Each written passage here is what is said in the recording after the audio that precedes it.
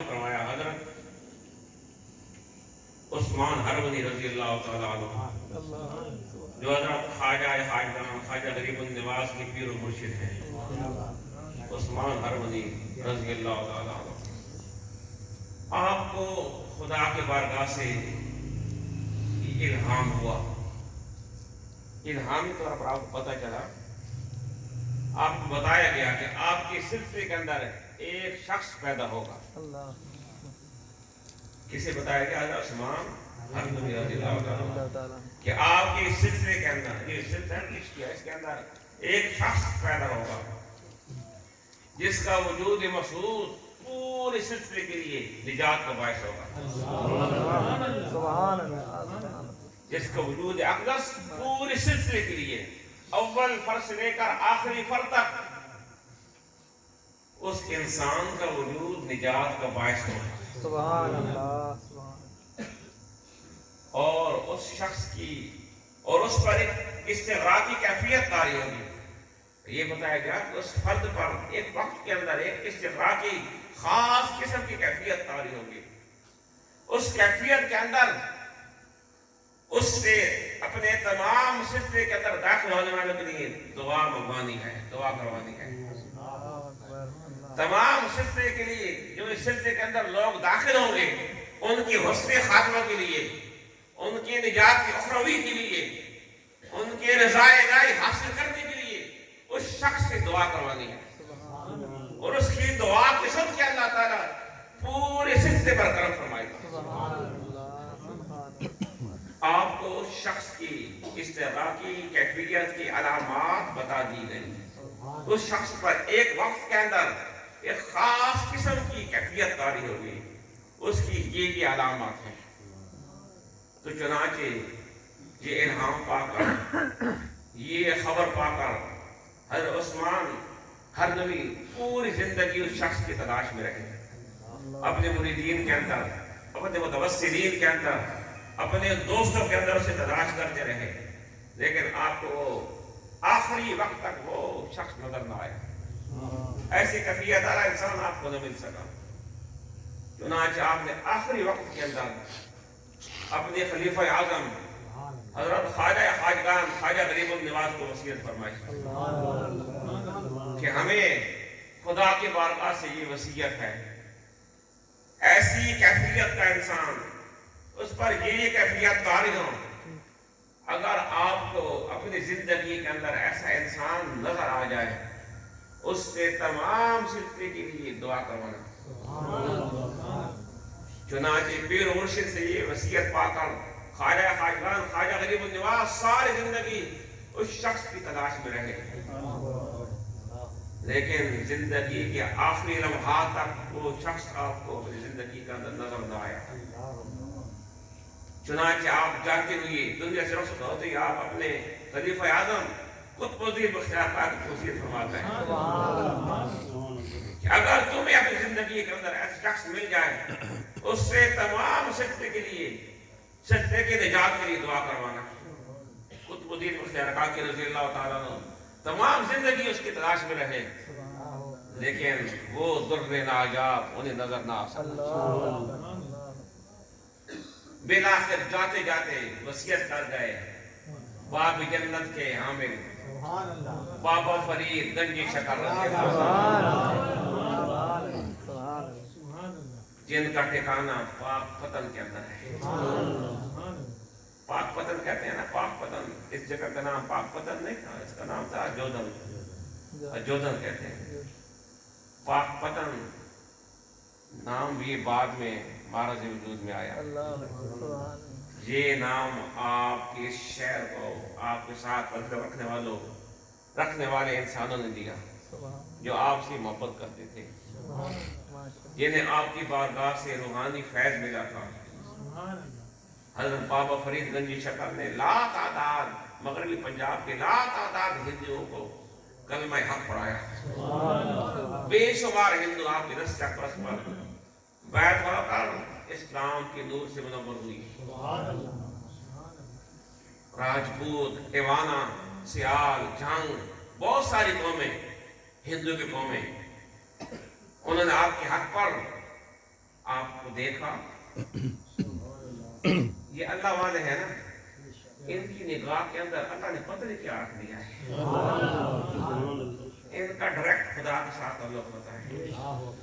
ان کے دل جو ہوتے ہیں یہ اللہ کا عرش ہوتے ہیں. جو اللہ والے ہیں نا, یہ نور کی قندیل ان کے دل ہوتے ہیں. نور پھوٹتا ہے ان کے دلوں سے. وہ نور دل سے نکلتا ہے, دل میں گھر کر جاتا ہے, دل میں اتر جاتا ہے, دل کی دنیا بدلا ڈالتا ہے. آج بھی بڑی تبلیغ ہو رہی ہے, لیکن تبلیغ تو انہوں نے کی تھی نا. تبلیغ ان لوگوں نے کی ہے. انہوں نے تبلیغ کی نہیں, تبلیغ دکھائی ہے. مصطفیٰ کا سچا کردار دکھایا انہوں نے. وہ اللہ والے تھے.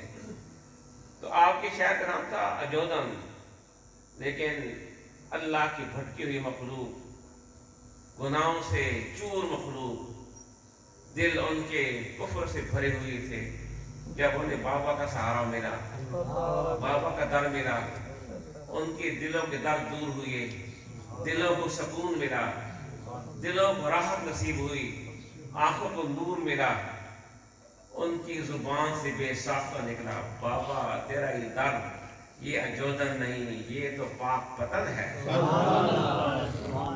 پتن کہتے ہیں نا دریا کا کنارہ, دریا کا کنارہ, جہاں کنارے پر دھوبی بیٹھ کر میلے کپڑے صاف کرتے ہیں, کپڑوں کا میل اتارتے ہیں, کپڑوں کا میل دور کرتے ہیں. دریا کے کنارے پر بیٹھ کر دھوبی کپڑوں کا میل کچیل دور کرتے ہیں. جب اللہ کے بندے جن کے دل میلے تھے گناہوں سے, کفر سے میلے تھے, جب انہیں بابا کی رحمت کو دریا کا کنارہ ملا. یہ بابا کی رحمت, بابا فرید کے دل, یہ خدا کی رحمت کے مخزن ہے نا. جب بابا کا قرب ملا انہیں, ان کی دلوں کا زنگ اترا, دلوں کے اندر راحت, چین, سکون داخل ہوا. ان کی زبان سے بے ساختہ نکلا, بابا تیرا یہ در, تیرا یہ دربار, تیرا یہ در, یہ تو ایسا ہے جیسے دریا کا کنارہ ہوتا ہے, جہاں دھوبی بیٹھ کر کپڑوں کو میل اتارتے ہیں. بابا ہم تیرے پاس آئے, ہمارے دلوں کے میل دور ہو گئے, ہمارے دلوں کے میل دور ہو گئے, دلوں کے میل دھل گئے, ہمارے دل نوری ایمان سے منور ہو گئے. بابا تیرا در اجودن نہیں بلکہ یہ تو پاک پتن ہے. نعرہ تکبیر, نعرہ رسالت, اللہ محمد چار یار, حاجی خواجہ قطب فرید. یہ تو پاک پتن ہے. حضرت قطب الدین بختیار کاکی رضی اللہ تعالیٰ نے وصیت فرمائی, اگر اے فرید تمہیں اگر زندگی کے اندر ایسی علامات کا حامل شخص مل جائے, پورے سلسلے کے لیے اس سے دعا کروانا. بابا فرید کی ساری زندگی اسے ڈھونڈتے رہے. پتہ نہیں کیسا مقدور ناجات تھا, پتہ نہیں وہ کس کے مقدم میں تھا. بابا صاحب کو نظر نہ آ سکا. بابا صاحب بھی جاتے جاتے وصیت فرما گئے, کسی جو اللہ کا محبوب ہے.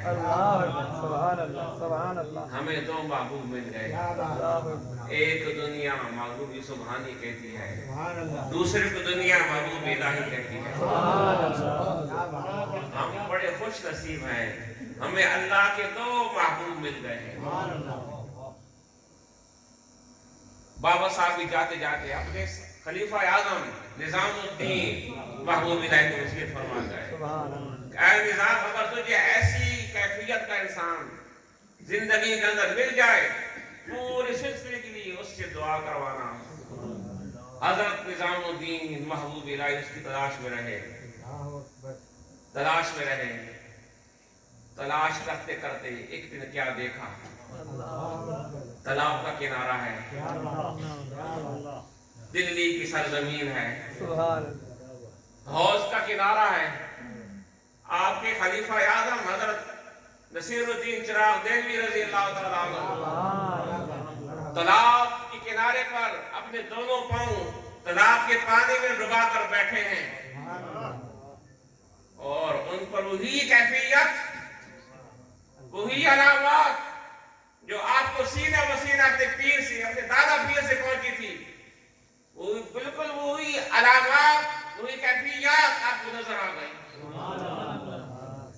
مرید کے اندر آپ کو علامات و کیفیات نظر آئیں. حضرت نظام الدین امام الہی دوڑے، تالاب کے دوسرے کنارے پر تھے، وہیں سے تالاب کے اندر چھلانگ لگائی، کپڑوں سمیت تالاب میں گئے اور دوسرے کنارے پہنچ کر اپنے اس خلیفہ اس مرید کے پاؤں کو پکڑ لیا، پاؤں پکڑ لیے، پکڑ کر بیٹھ گئے. ذرا تصور کریں، پیر نے پاؤں پکڑے ہوئے ہیں اپنے مرید کے، اپنی ذات کے لیے نہیں، اللہ کے مخلوق کے بہتری کے لیے. حکم تھا، وصیت تھی پیر سے، پیر کو وصیت کی اپنے پیر سے، انہیں وصیت کی اپنے پیر سے. یہ سلسلہ چل رہا تھا. جب پیر پکڑے حضرت نصیر الدین چراغ دہلوی رضی اللہ تعالیٰ عنہ، کیفیت کے اندر کچھ ٹھہراؤ آیا، دیکھا، دیکھ کر پہچان گئے، پاؤں چھڑانے کی بڑی کوشش کی. حضرت ابو پاک نے فرمایا میں تیرے پاؤں نہیں چھوڑوں گا، میں نے یہ پاؤں خود نہیں پکڑے، مجھے حکم ہوا ہے اپنے پیر سے. اسی حالت میں اپنے سلسلے کے پہلے انسان سے لے کر جو انسان قیامت تک اس سلسلے کے اندر داخل ہوگا، اس کی حسن خاتمہ، اس کی نجات کی اخروی، اس کی خدا رضا کے لیے دعا کر. نعرہ تکبیر، نعرہ رسالت، نعرہ چشتیہ، نعرہ چشتیہ. حضرت نظام الدین محبوب الہی نے اپنے اس مرید خلیفہ خاص سے اس خاص کیفیت کے اندر پورے سلسلے کی دعا کروائی. اے سلسلے میں داخل ہونے والوں، تمہیں مبارک ہو، تمہیں کتنا عظیم سلسلہ مل جائے، کتنے عظیم لوگوں کے ساتھ یہ نسبت ملی ہے، یہ نسبت کتنی برگزیدہ ہے، کتنی عظیم ہے. تمہیں مغفرت کی بشارتیں اپنے پیروں کی زبان سے مل رہی ہیں. جو انسان بھی سلسلے کے اندر صدق کی نیت کے ساتھ، صدق کے دل کے ساتھ داخل ہوگا اور جو فرامین پیر سے پائے گا، جو فرامین پیر سے پائے گا، ان پر اگر عمل کرے گا تو خدا کی رحمت سے کبھی امید ہے اللہ تعالیٰ پر ضرور کرم فرمائے گا. اس لیے ہمارے مشائخ جو بھی اس سلسلے میں داخل ہوتا ہے اسے تلقین کرتے ہیں. سب سے پہلی تلقین کیا ہوتی ہے؟ نماز کی. تو نے نماز پڑھنی ہے، تو نے نماز پڑھنی ہے. اور دوسری ہوتی ہے کہ تو نے نبی پاک پر درود پاک کی کثرت کرنی ہے. جو انسان بھی اس سلسلے میں داخل ہوگا اپنے پیر کے حکم پر پابند رہے گا، نماز کا پابند ہوگا، نماز نہیں چھوڑے گا اور درود پاک کی کثرت کرے گا، اللہ کی رحمت سے کبھی امید ہے کہ آخری وقت اسے ایمان نصیب ہوگا. خدا کی رحمت بڑی وسیع ہے. خدا کی رحمت ہمارے اعمال کی محتاج نہیں. خدا الصمد ہے، بے نیاز ہے. اس کی عبادت کرنے والی بڑی مخلوق ہے. وہ ہماری عبادت کا محتاج نہیں ہے. وہ تو دل دیکھتا ہے، کس دل کے اندر میری سچی محبت ہے.